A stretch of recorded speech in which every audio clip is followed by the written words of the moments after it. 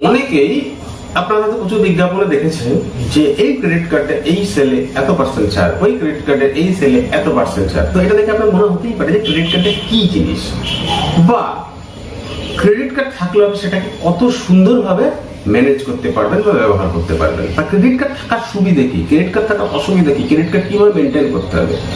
তো এই সকল সমস্যার সমাধানের জন্য আজকের এই ভিডিওটা, ক্রেডিট কার্ড কি এবং তার ব্যবহার কি, সম্পূর্ণ ভিডিওটা দেখতে থাকুন। শেষের দিকে একটা গুরুত্বপূর্ণ গোল্ডেন টিপস আছে যেটা ব্যবহার করলে আপনার বেনিফিট হতে বাধ্য।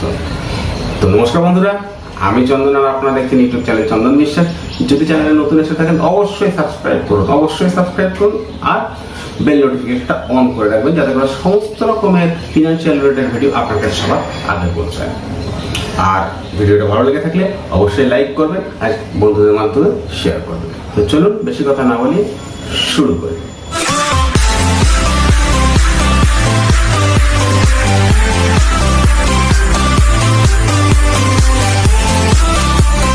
তো প্রথমেই যেটা আসে সেটা হচ্ছে ক্রেডিট কার্ড কি।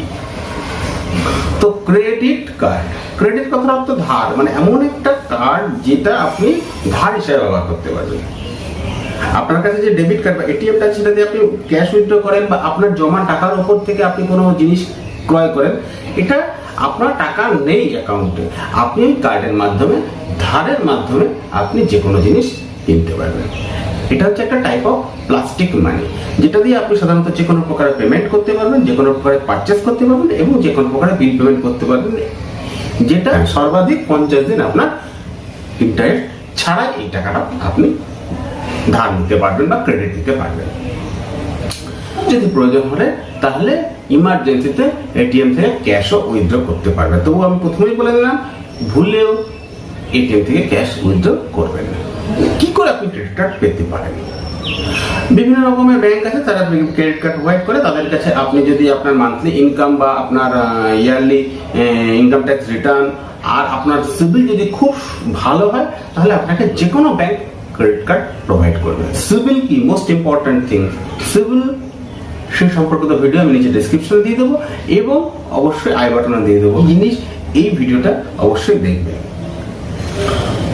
নেক্সট যেটা আপনার তো হয়ে গেল, ক্রেডিট কার্ড আপনি অ্যাপ্লিকেশন করলেন, আপনার ব্যাংক দেখলো যে না, এনাকে অবশ্যই ক্রেডিট কার্ড দেওয়া উচিত, ব্যাংক আপনাকে ক্রেডিট কার্ড দিয়ে দেবে। এইবার ব্যাংক আপনাকে ক্রেডিট কার্ড দেওয়ার সময় আপনাকে একটা লিমিট ফিক্সড করে দেবে। ক্রেডিটকে বলা হচ্ছে ক্রেডিট লিমিট। ক্রেডিট লিমিট কি জিনিস?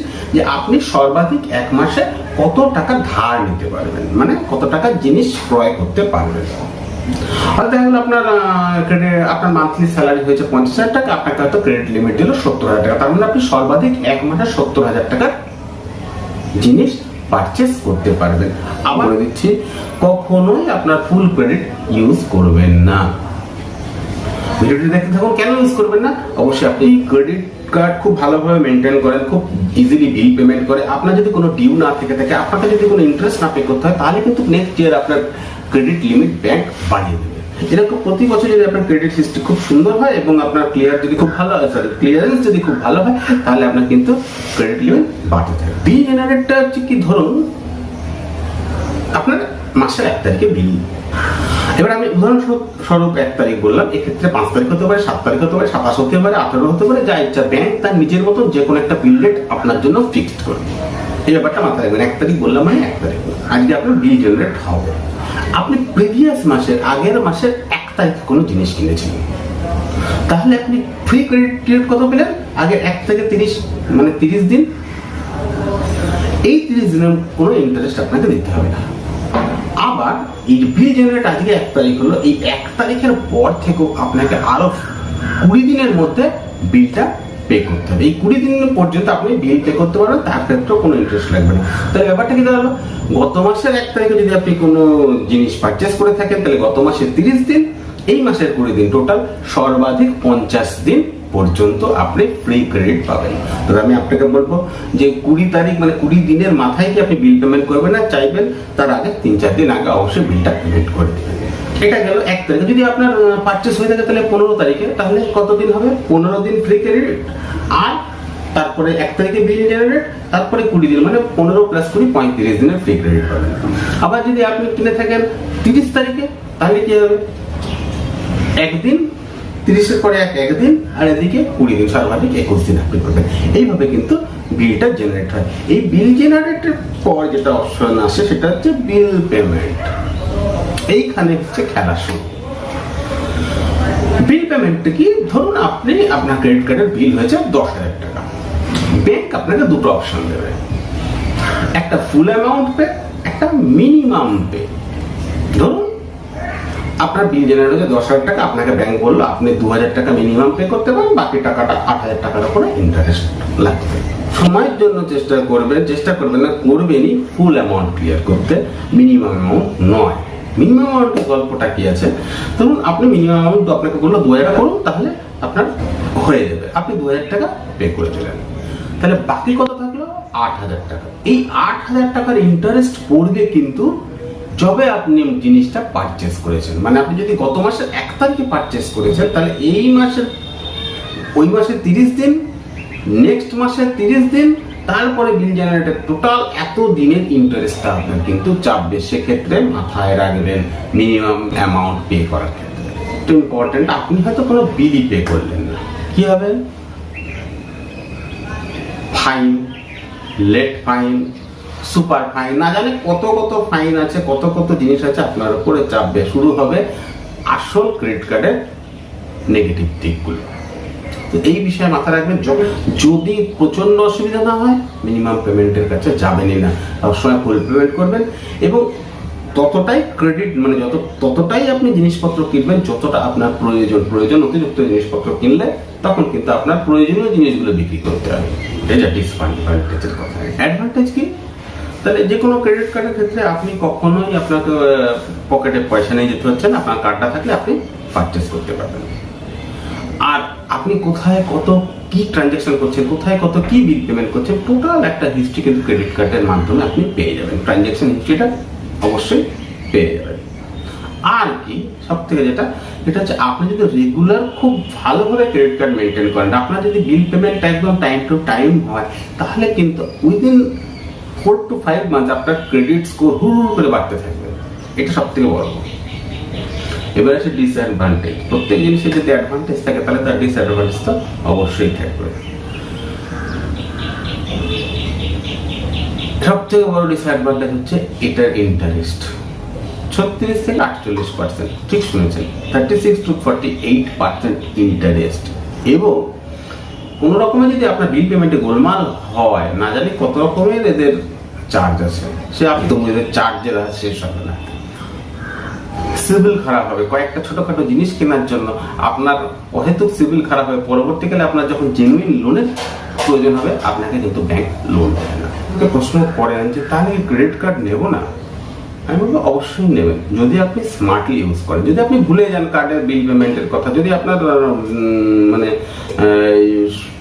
সবকিছু ভুলে যান, বা আপনি কার্ডের পেমেন্ট ঠিকঠাক করতে পারেন না, আপনি টাকা ঠিকভাবে ম্যানেজ করতে পারেন না, তাহলে অবশ্যই ক্রেডিট কার্ড নেবেন। আর যদি মনে করেন যে না আমি স্মার্ট আছি, আমি ক্রেডিট কার্ড ঠিকঠাক ইউজ করতে পারবো, তাহলে এটার চরম ফায়দা আছে। আপনি আপনার পেমেন্ট ক্যাপাসিটির ওপরে ক্রেডিট কার্ড ইউজ করেন, মানে ক্রেডিট লিমিটের ওপরে না, মানে আপনার ক্রেডিট ক্যাপাসিটির ওপরে। মানে আপনার ক্রেডিট লিমিট দিয়ে 70,000, আপনি 70,000ই খরচ করবেন, এই মানসিকতা যদি থাকে, তাহলে অবশ্যই ক্রেডিট কার্ড ব্যবহার করবেন না, ক্রেডিট কার্ড নেবেনই না। যদি আপনি মনে করেন যে না আমার এতটুকুই খরচ, আমি এইটা আমাকে কিনতে হবে, সেটা আপনি ক্যাশে কিনতেন, সেটা আপনি ক্রেডিট কার্ডে কিনলেন, তার 50 দিন পরে পে করলেন, তাহলে এটা স্মার্ট ওয়ে। আর আপনি মনে করলেন না একটা জিনিস কিনে নিই, তারপরে আপনি পয়সা পেমেন্ট করবেন, এটা হচ্ছে মোস্ট রং ওয়ে। যদি আপনার প্রয়োজনীয় জিনিস সেটা আপনি ক্রেডিট কার্ডে কিনুন, বিলটা পেমেন্ট করুন। আপনার যেহেতু ক্যাশটা রাখা আছে, ক্যাশটা 50 দিন পর আপনি বিলটা পেমেন্ট করুন। সেক্ষেত্রে আপনার 50 দিন যদি আপনি কোনো সেভিংস ব্যাংকেও রাখেন, তাহলে ওই মিনিমাম সুদটা তো পাবেন। এইবার অনেক সময় কি হয়, ক্রেডিট কার্ডের বিল কোনো কারণে বেশি আসে, অনেক সময় বেশি আসে, বা আপনি কোনো কারণে বেশি জিনিস কিনে ফেলেছেন এবং কিছু করবেন, সোজা পার্সোনাল ব্যাংকে যাবেন, পার্সোনাল লোন নেবেন, পার্সোনাল লোন নিয়ে এসে ক্রেডিট কার্ডের টাকা মেটাবেন, তারপর অন্য কথা। কারণ পার্সোনাল লোন ইন্টারেস্ট 14 থেকে 16 কি 18%, ক্রেডিট কার্ডের ইন্টারেস্ট 36 থেকে 48%। এটা কিন্তু একটা খুব সহজ উপায়। যদি আপনার ক্রেডিট কার্ডের খরচ খুব বেশি হয়ে যায়, ইমিডিয়েট ব্যাংকের কাছে গিয়ে পার্সোনাল লোন নিন, সেই লোনটা দিয়ে ক্রেডিট কার্ডের বিলটা পেমেন্ট করুন। আর ক্রেডিট কার্ডের 0% ইএমআইটা কি জিনিস? যে আপনি কোনো ক্রেডিট কার্ড দিয়ে আপনি কোনো একটা জিনিস কিনলেন, সেখান থেকে ইএমআই করে তাকে 0%, মানে আপনার কোনো ইন্টারেস্ট দিতে হচ্ছে না। কেসটা কি হয়, যে ক্রেডিট কার্ড ওই কোম্পানির সঙ্গে টাই আপ থাকে, যে আপনার ছাড়টা থাকে সেই ছাড়টা কিন্তু ক্রেডিট কার্ড নিয়ে নেয়। মানে ধরুন 10% ছাড় আছে, তাহলে 10% ক্রেডিট কার্ড ছাড়টা নিয়ে নিল, মানে ক্রেডিট কার্ডের 10% ইনকাম কিন্তু হয়ে গেল। তারপরে আপনি সেটাকে ইএমআই পেমেন্ট করেন। তাহলে এমআরপির উপরে যে ছাড়টা থাকে সেই ছাড়টা কিন্তু 0% ইন্টারেস্টে থাকে না। ক্রেডিট কার্ড নেওয়া উচিত একটা, যদি খুব বেশি মনে করেন দুটো, আদারওয়াইজ এর বেশি মোটেও ক্রেডিট কার্ড ব্যবহার করা উচিত নয়। এবার ধরো আপনি বলবেন যে আজকে এই কার্ডে এত % দিচ্ছে, কালকে ওই কার্ডে এত %। আরে মশাই, প্রতিদিনই যদি একটা কার্ডের দিন আপনাকে ছাড় দেবে, আপনি কতগুলো কার্ড ব্যবহার করবেন আর কতগুলো কার্ড আপনি ম্যানেজ করবেন? আর অনেকে আবার এটা করে থাকে যে একটা ক্রেডিট কার্ডের বিল আরেকটা ক্রেডিট কার্ড, আরেকটা ক্রেডিট কার্ডের বিল আরেকটা ক্রেডিট কার্ড, আরেকটা ক্রেডিট কার্ডের বিল আরেকটা ক্রেডিট কার্ড দিয়ে মেটাতে থাকে। এক্ষেত্রে কি হয়, আপনার লোনটা কি কমে? লোনটা কিন্তু কমে না, লোনটা লোনের মতনই থেকে যায়, আপনাকে সে ঘুরিয়ে ফিরিয়ে পেমেন্টটা হয়, আর কিন্তু কিছু হয় না। তো ক্রেডিট কার্ড একটা, ম্যাক্সিমাম হলে দুটো, এর বেশি কিন্তু ক্রেডিট কার্ড ব্যবহার করা উচিত নয়। ভিডিওটা দেখার পর বুঝতে পারছেন যে ক্রেডিট কার্ড কি জিনিস। যদি আপনি স্মার্ট হন এবং স্মার্টলি ব্যবহার করতে পারেন, তাহলে অবশ্যই ক্রেডিট কার্ড আপনি নিন এবং নেওয়ার প্রয়োজনও আছে, কারণ অনেক সময় অনেক ইমার্জেন্সি এটা কাজ দেয়। আর যদি আপনি স্মার্ট না হন, যদি আপনি বিল পেমেন্ট করতে ভুলেই যান, তাহলে খবরদার এদিকে যাওয়ার দরকার নেই। যদি কোনো রকম এই রিলেটেড প্রশ্ন থেকে থাকে অবশ্যই কমেন্ট করুন, আমি উত্তর দেবো। তো নমস্কার বন্ধুরা, আজকের মতন